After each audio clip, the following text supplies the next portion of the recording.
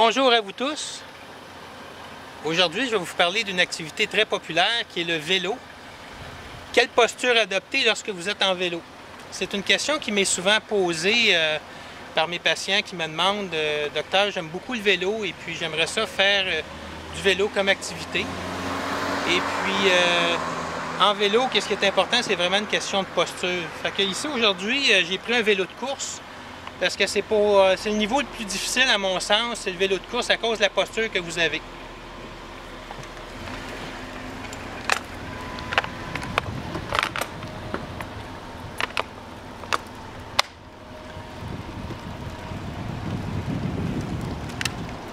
En vélo de course, à cause des poignées, la façon que les poignées sont positionnées, et puis aussi le facteur aérodynamique que le cycliste doit avoir, vraiment penché vers l'avant pour offrir le moins de résistance possible. Ici, ce n'est pas vraiment notre objectif. Pour nous, c'est vraiment d'essayer, compte tenu du vélo que vous avez, de vous placer le plus possible dans une position verticale, le plus droit possible. Parce que c'est à ce moment-là que vous offrez le moins de tension dans votre nuque, le fait d'être le plus vertical.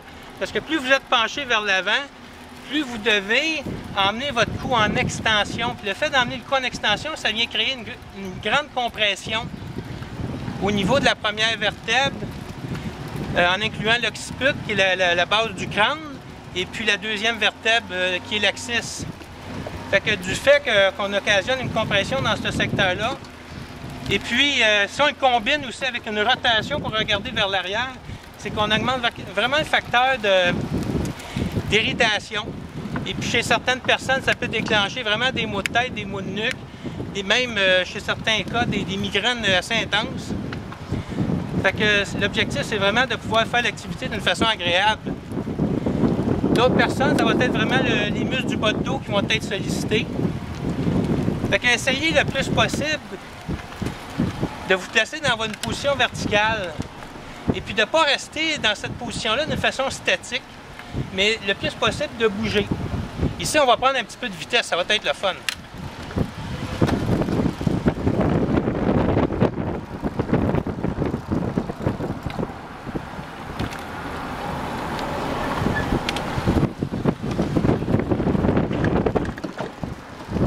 OK, mais chose importante d'aller à votre rythme. Autre facteur important, c'est de prendre le temps de bien respirer. Hein? Prendre le temps de respirer. Prendre le temps aussi de vous hydrater, parce que durant cet été, on a commencé notre été de façon assez prématurée. Donc on risque d'avoir des grandes chaleurs cet été, fait qu'assurez-vous de bien vous hydrater. Beaucoup de gens souffrent d'insolation justement à cause du manque d'hydratation adéquate. Quand vous faites du vélo, vous avez un facteur de refroidissement à cause du vent, fait qu'on n'a pas toujours l'impression d'être avec la vraie température. Fait que, donc, n'ayez pas peur de bouger, de changer vos postures en vélo.